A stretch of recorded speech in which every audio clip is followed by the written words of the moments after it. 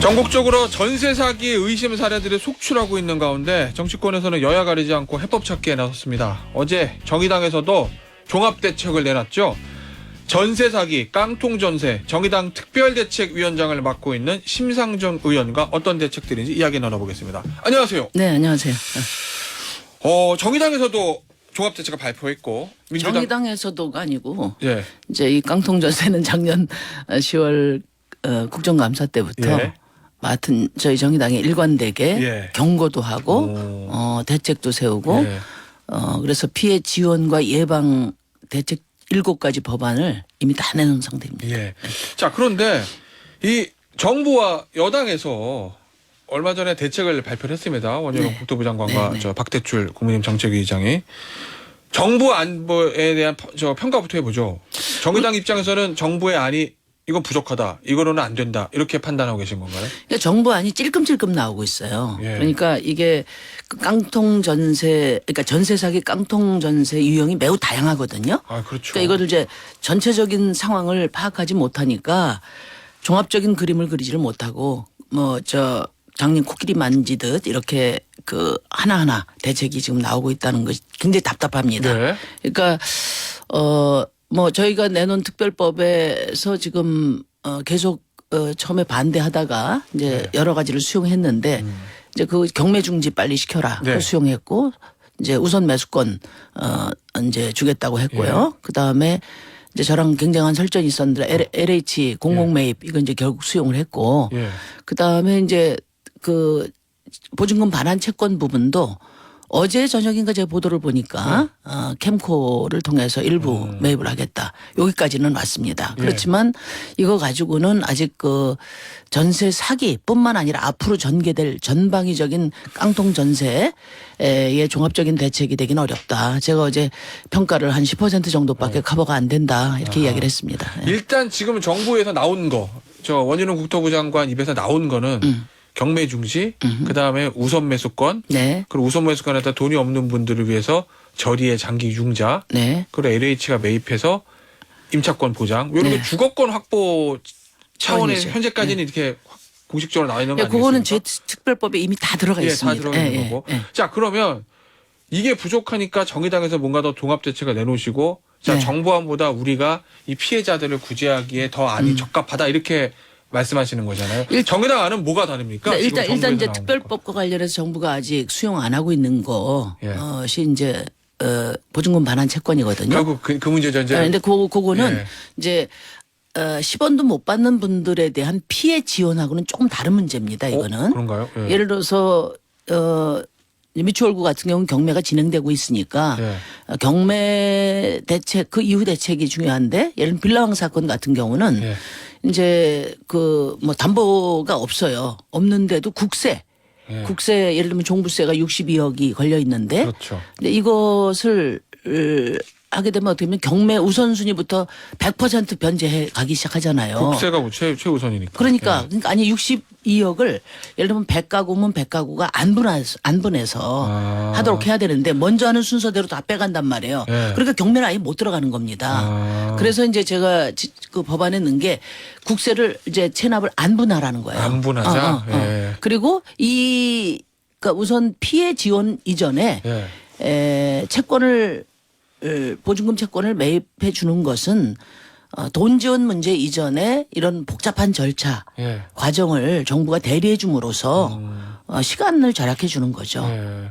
결국 그게 그다음에 제일 또 하나 예. 더 있는 게 뭐냐면 지금 법을 고쳐도 네. 이미 피해가 발생한 분들은 적용이 안 될 가능성이 높지 않습니까? 소급 적용이 안 되니까요. 예, 예. 지금 3분이나 돌아가셨는데 예. 그래서 저는 이건 반드시 소급 적용이 돼야 되는데 제가 제시한 기준은 작년 7월에 전세 사기 검경 대책반을 정부가 구성했고 그리고 이제 그 이후에 피해자 지원센터를 예. 이제 만들었어요. 그 피해자 지원센터에 신고된 예.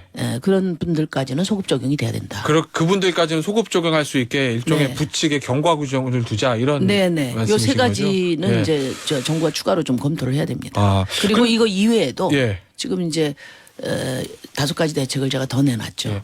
아마 지금은 말씀하시는 것하고 원희룡 국토부 장관이 최근 인터뷰한 거를 제가 이렇게 비교해서 보면 아마 제일 관건이 되는 것 중에 하나가 이 보증금 채권 매입하는 거. 그러니까 피해자분들은 뭐 우선 매수도 좋고 뭐 대출해줘서 내가 거기 사게 하는 것도 좋은데 일단 내 떼이는 이 보증금을 반환받고 싶다 이 욕구가 강하실 거 가장 아니에요. 강하죠. 예. 그래서 아마 정의당에서도 이 보증금 채권 매입 방식으로 통해서 일단 보상해주고 그리고 나중에 구상을 하자 뭐 이런 생각하고 계시는 것 같은데 원장관 같은 경우에는 그건 선을 넘는 거다. 혈세를 그렇게 투입할 수 없다. 사회적 합의가 있어야 된다. 뭐 이런 얘기 계속 하고 있지 않습니까? 저는 이제 우선 혈세 얘기를 좀 드리고 싶은데요. 그러니까 이제 혈세 얘기 때문에 이제 피해자들이 분통을 터뜨리는 거거든요. 그러니까 정부가 세금을 걷어서 우리 사회의 사회적 약자도 지원하고 또 어떤 재난이 있을 때 재난도 지원하는 그런 법례를 기준으로 해서 이 문제도 보자는 거예요. 그러니까 얼마 전에 그 정부가 부동산 피해 부실을 하다고 해서 28조 지원했지 않습니까? 네. 그리고 또 지금 자산관리공사 캠코가 얼마 전에 부동산 피해 부실 채권을 매입하기 위해서 그 부실 채권 펀드에 1조를 투자하기로 했어요. 그러니까 어려울 때 기업 다 부도나고 할 때 기업 지원하고 또 건설사들 지원하고 은행 부실 지원하고 하잖아요. 그러니까 그건 되면서 이런 사회적 재난에 가까운 피해자들 지원하는 것만 혈세라고 이야기하면 그게 형평성에 맞습니까? 그거 못한다고 하면 그러니까 건설사고 뭐 금융사고 부실 지원하면 안 되는 거죠. 그런 논리로 하면. 일단 그 문제를 지적드리고 그다음에 이제 보증금 반환 채권 매입 자체가 피해액을 지원하는 것하고 같지는 않아요.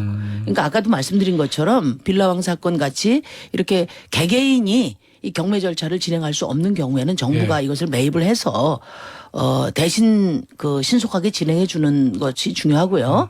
그러니까 원래 지금 한국자산관리공사 캠코가 하는 일이 그겁니다. 뭐 그런 그러니까 제가 있죠. 저기 원희룡 장관에게 이야기하고 싶은 것은 이제 공공매입 반대하다가 다시 들여다보니까 뭐 LH공사에 매입 임대 사업이 있다. 그래서 그 매입 임대 사업으로 이 부실한 기업 주택들을 다 매입하겠다 이렇게 한 것처럼 캠코의 원래 일이 부실 채권을 매입해서 나중에 환가하는 거거든요.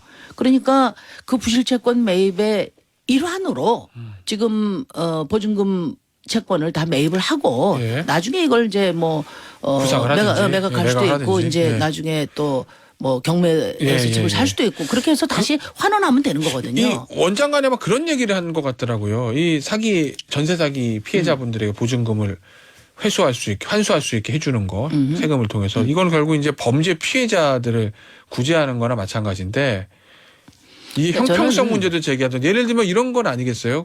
그러면 이제 보이스피싱 피해자분들도 내가 사기 당해서 범죄 피해를 봤으니 그거를 정부에게 구제해달라고 하면 그건 또 어떻게 할 것이냐 아마 이런 얘기들을 하는 것 같던데 그거는 어떻게 저는 보시나요? 이제 지금 주무장관이지 않습니까? 주거 안정, 주거 복지를 위한 주무장관이 이제 그런 식으로 말하기 때문에 피해자들에게 두 번 고통을 주는 거거든요. 그러니까 보이스피싱을 정부 정책 실패입니까 그게? 그거는 실제로 다른 겁니다. 네, 뭐 원장관의 보이스피싱 얘기를 직접 한 적은 없는데. 그러니까요. 아마. 제가 드리는 말씀은 뭐냐면은 이것을 사회적 재난으로 보는 이유는 이 깡통 전세의 주 원인이 정부의 빚내서 집사라는 정책이 실패해요. 그러니까 우리나라는 역대 정부가 부동산 가격이 상승할 때도 대출 확대. 그다음에 가격이 떨어져도 대출 확대 이거거든요. 근데 이렇게 만들어진 거품이 꺼지면서 발생한 문제고 두 번째는 이번에 그 사기 범죄가 뭐 개인 간의 어떤 사기에 속은 부주의가 아니란 말이에요. 왜냐하면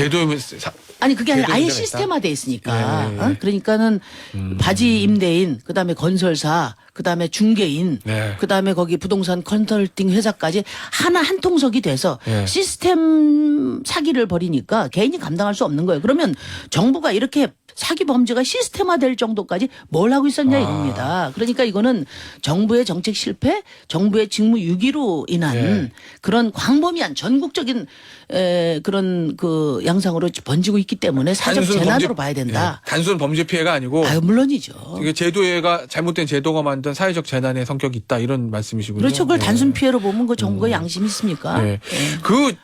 정부의 정책 실패와 관련해서 전 현 정부하고 이제 국민의힘 쪽에서는 전 정부 문재인 정부 때 임대차 3법 그리고 잘못된 부동산 정책으로 인한 부동산 폭등 그게 원인이다라고 이제 얘기들 좀 하는 것 같더라고요. 보도를 보니까. 뭐 직접적으로 뭐 빌라 왕이니 빌라의 예. 신이니 만들어진 시점은 이제 문재인 정부가 맞죠. 그러나 이 빚내서 집사라는 것은 역대 정부 어느 정부를 막론하고 있었던 일이거든요. 네.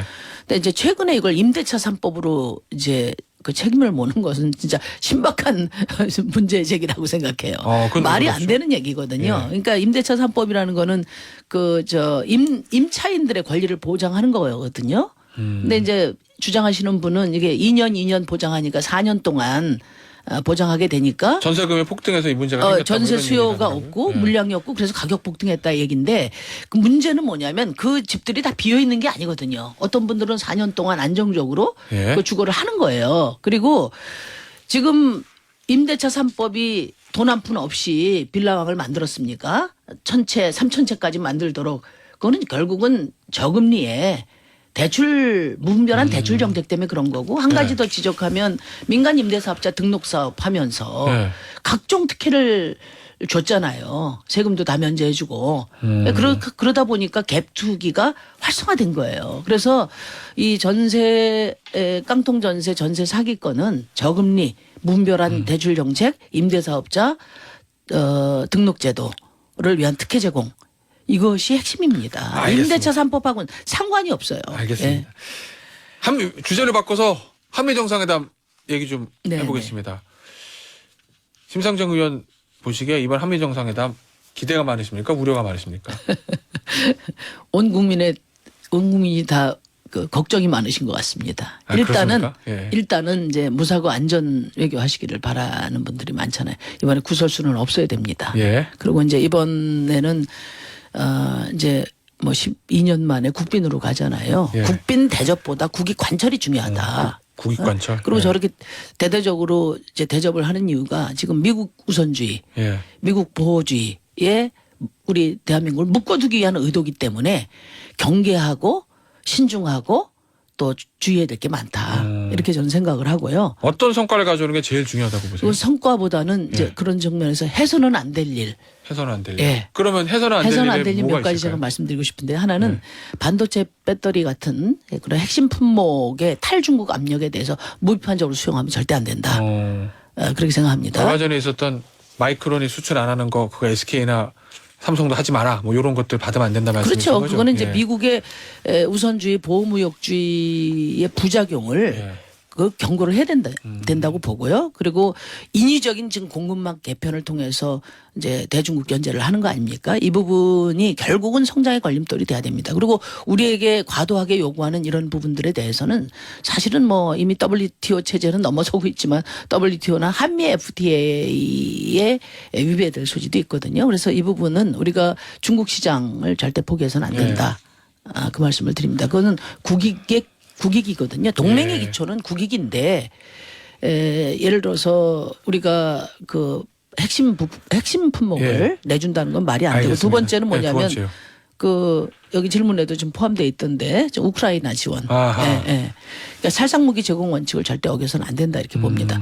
지금 바이든 입장에서 보면은 우크라이나 전쟁을 이기는 것이 가장 시급하지만 예. 우리 입장에서는 이 전쟁이 끝난 이후에도 한반도 평화를 위한 러시아의 관계가 매우 중요하지 않습니까?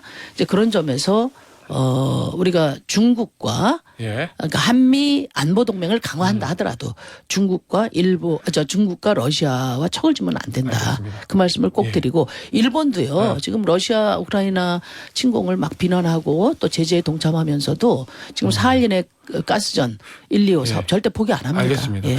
지금 윤석열 대통령이 미국 NBC와 네. 인터뷰한 내용이 이게 실시간 속보로 들어오고 있는데 네네. 제가 내용을 좀 알려드릴게요. 자, 윤석열 대통령이 이렇게 얘기했다고 합니다. MBC 보도입니다. 속보예요. 우크라이나 원조는 상황을 명밀히 검토해야 되고 백악관의 압력은 없다. 그리고 또 한 다른 문장은 미국 기밀 유출 의혹에 대해서 도감청 문제요? 네, 도감청 문제에서 철통 같은 한미 동맹 신뢰는 흔들지 못한다. 그걸 그리고 이번에 입증하고 오셔야죠. 예. 그리고 확장 억제 관련해서 북한이 결코 핵무기 의지 못 갖게 하는 게 중요하다. 이런 이제 언급을 했다고 지금 속보로 들어오고 있는데 지금 제가 말씀드린 미국 NBC와의 인터뷰 어떻게 보시나요? 일단 도감청 문제는 예. 확고한 동맹이 흔들림 없이 진행되려면 이번에 바이든 대통령으로부터 사과와 재발 방지를 받아내야 됩니다. 그거는 예. 동맹을 훼손하기 위해서가 아니라 동맹을 강화시키기 위해서 그렇고 혈맹이면 당연히 그래야 돼요. 왜?